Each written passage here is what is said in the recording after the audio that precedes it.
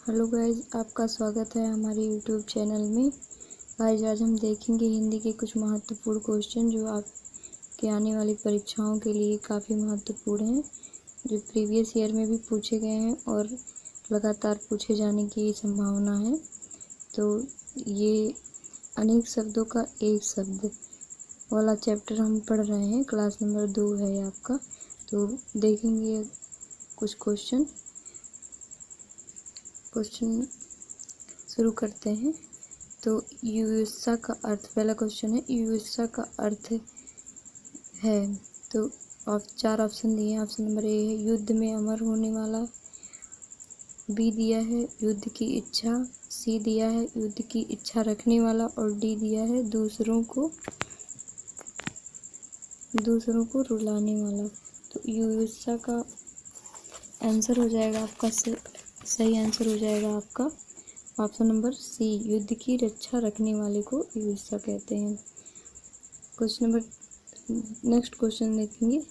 जिससे अपमान की भावना हो वह हंसी क्या कहलाती है। तो चार ऑप्शन दिए हैं। ए है हास्य, बी है परिहास, सी है व्यंग और डी है उपहास। तो ऐसी हंसी जो लगे आपको कि हमारा अपमान हो रहा है, तो उसके लिए हम जो वर्ड यूज करते हैं उसको कहते हैं उपहास। तो आपका ऑप्शन नंबर डी जो है सही हो जाएगा। अब नेक्स्ट क्वेश्चन देखेंगे। अच्छाई और बुराई को पहचानने का गुण कहलाता है।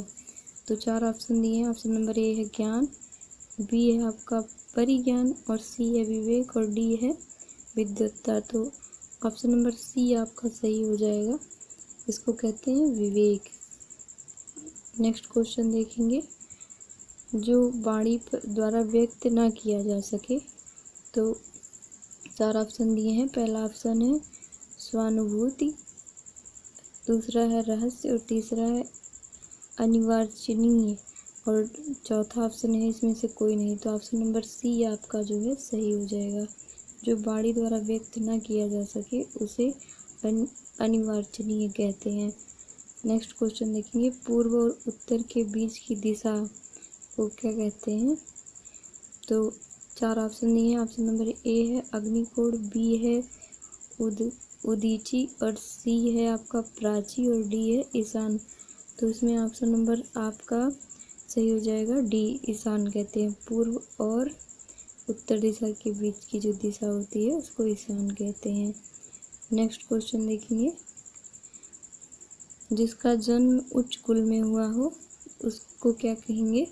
तो जिसका जन्म उच्च कुल में हुआ हो, चार ऑप्शन में से पहला है सेठ और दूसरा है धनी, तीसरा है वैभवशाली, चौथा है कुलीन। तो ऑप्शन नंबर डी आपका सही हो जाएगा। जिसका जन्म उच्च कुल में हुआ हो उसे कुलीन कहते हैं। नेक्स्ट क्वेश्चन देखेंगे। जिसका जन्म कन्या के गर्भ से हुआ हो उसे क्या कहते हैं। तो ऑप्शन नंबर ए है आपका कन्या पुत्र, बी है कानीन और सी है अवैध पुत्र, डी है कुमारी सुत। तो ऑप्शन नंबर बी आपका सही हो जाएगा। जिसका जन्म कन्या के गर्भ से हुआ हो उसे कानीन कहते हैं। नेक्स्ट क्वेश्चन देखेंगे। हवन में जलने वाली लकड़ी को क्या कहते हैं। तो ए दिया है हवन सामग्री, बी दिया है वन काष्ठ, सी दिया है शुष्क काष्ठ और डी दिया है आपका समीधा। तो इसको कहते हैं समीधा। नेक्स्ट क्वेश्चन देखेंगे। दिया है सत्य, रज व तम से परे, इसका जो है अर्थ क्या होगा। तो ये दिया है गुणातीत, बी दिया है गुणोक्ति, सी दिया है गुणोत्तर और डी दिया है गणवेश। तो ऑप्शन नंबर ए आपका सही हो जाएगा। नेक्स्ट क्वेश्चन देखेंगे। आधी रात का समय को क्या कहेंगे। तो ऑप्शन नंबर ए दिया है सरवरी, बी दिया है विभावरी और सी दिया है निशा, डी दिया आपका निशीथ। तो ऑप्शन नंबर डी आपका इसके लिए सही हो जाएगा। आधी रात के समय को कहते हैं निशीथ। नेक्स्ट क्वेश्चन देखेंगे। कमल से युक्त जलाशय को क्या कहते हैं। तो ऑप्शन नंबर ए दिया है सरोवर, बी दिया है सतदल, डी सी दिया है नीरज और डी दिया है पद्माकर। तो कमल से युक्त जलाशय को कहते हैं पद्माकर। ऑप्शन नंबर डी आपका सही हो जाएगा। नेक्स्ट क्वेश्चन देखेंगे, जिसका अनुभव किया गया हो उसे क्या कहेंगे? तो ऑप्शन नंबर ए दिया है आपका अनुभवी, बी दिया है आपका अनुभूत, सी दिया है अनुभवयोग और डी दिया है अनुभाव। तो ऑप्शन नंबर बी आपका सही हो जाएगा। नेक्स्ट क्वेश्चन देखेंगे, जिसकी पहले से आशा नहीं की गई हो उसे क्या कहेंगे? तो ये दिया है अकल्पित, बी दिया है अकल्पनीय, सी दिया है अप्रत्याशित और डी दिया है आशातीत। तो आपका ऑप्शन नंबर सी सही हो जाएगा। इसको कहते हैं अप्रत्याशित, जिसकी पहले से आशा ना की गई हो। नेक्स्ट क्वेश्चन देखेंगे,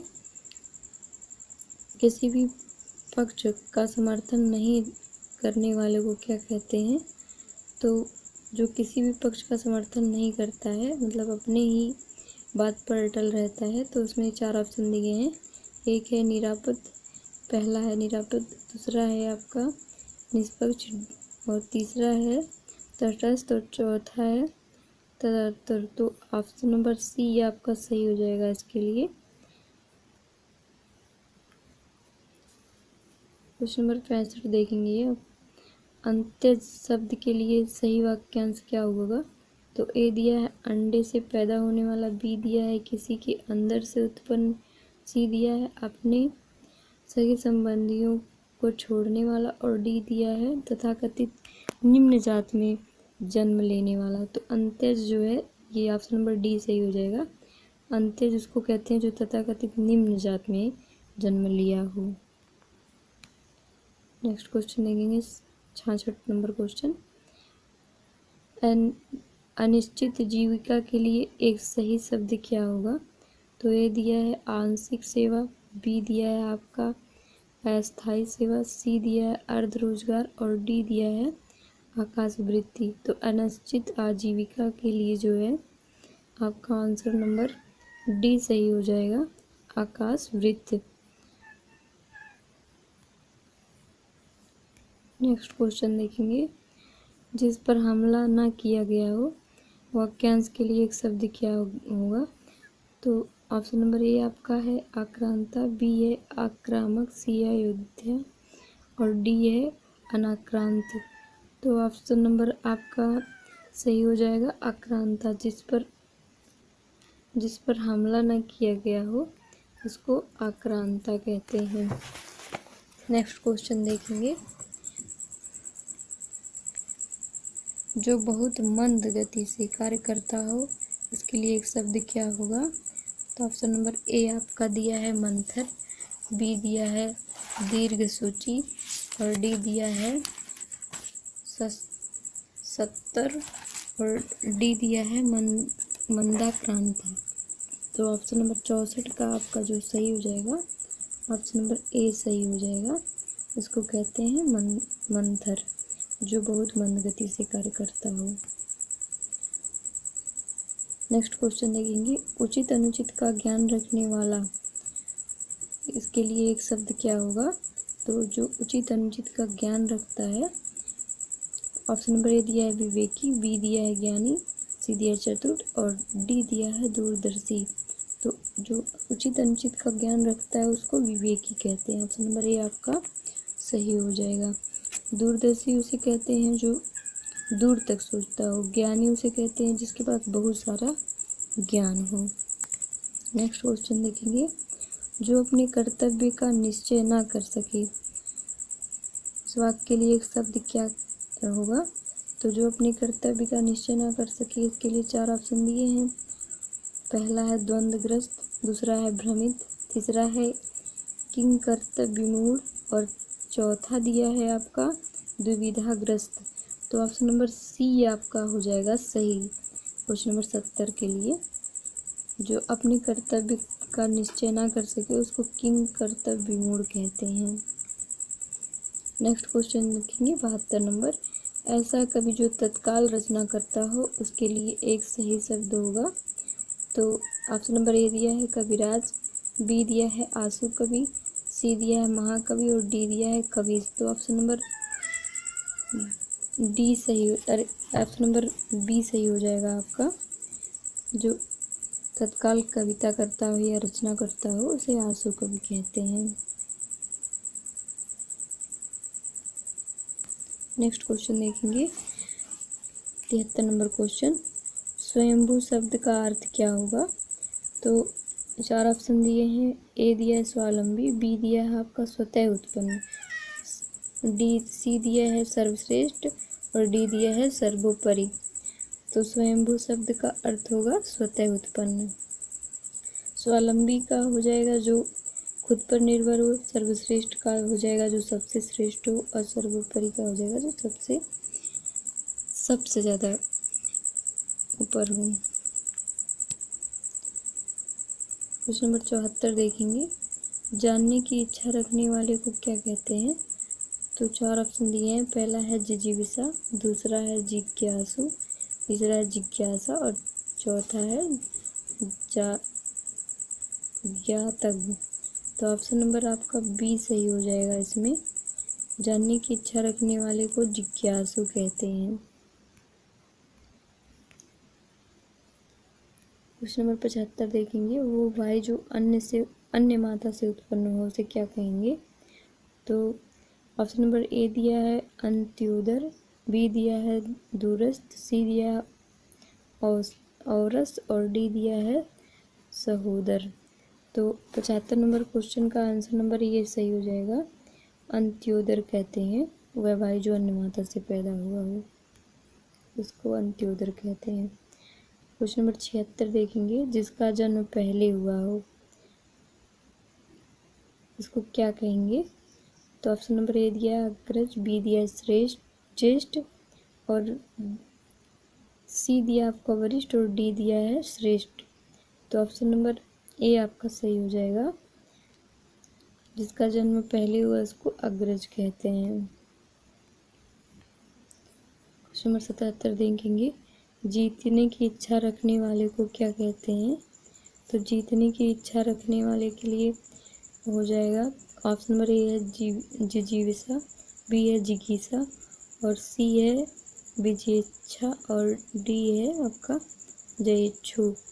तो ऑप्शन नंबर आपका बी सही हो जाएगा। इसमें जीतने की इच्छा रखने वाले को जिज्ञासा कहते हैं और जिजीविषा कहते हैं जो जीने की इच्छा रखता है उसे जिजीविषा कहते हैं। क्वेश्चन नंबर 78 देखेंगे, अजानबाहु शब्द निम्नलिखित में से किस वाक्यांश के लिए सही है। तो ऑप्शन नंबर ए है जिसकी भुजाएं छोटी हों, बी है जिसकी भुजाएं लंबी हों, सी है जिसकी भुजाएं घुटनों तक लंबी हों और डी है उपयुक्त में से कोई नहीं। तो ऑप्शन नंबर सी आपका सही हो जाएगा। जिसकी भुजाएं घुटनों तक लंबी हों उसको अजानबाहु कहते हैं। क्वेश्चन नंबर नेक्स्ट क्वेश्चन देखेंगे 79, जो पूजा के योग्य हो उसे कहते हैं। तो ए दिया है आपका पूजनी, बी दिया है पूज्य, सी दिया है पूजनीय और डी दिया है पूजनीय।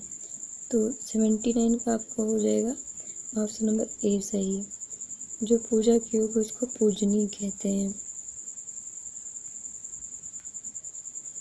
80 का क्वेश्चन में 80 देखेंगे, वह स्त्री जिसका पति प्रदेश से आने वाला हो उसके लिए एक शब्द क्या होगा।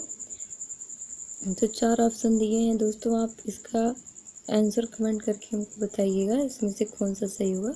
ये आपके लिए क्वेश्चन है। धन्यवाद दोस्तों। अगर आपको हमारा वीडियो पसंद आया होगा तो हमारे चैनल को सब्सक्राइब कीजिएगा, हमारे वीडियो को लाइक कीजिएगा और बेल आइकन को बजाना मत भूलिएगा।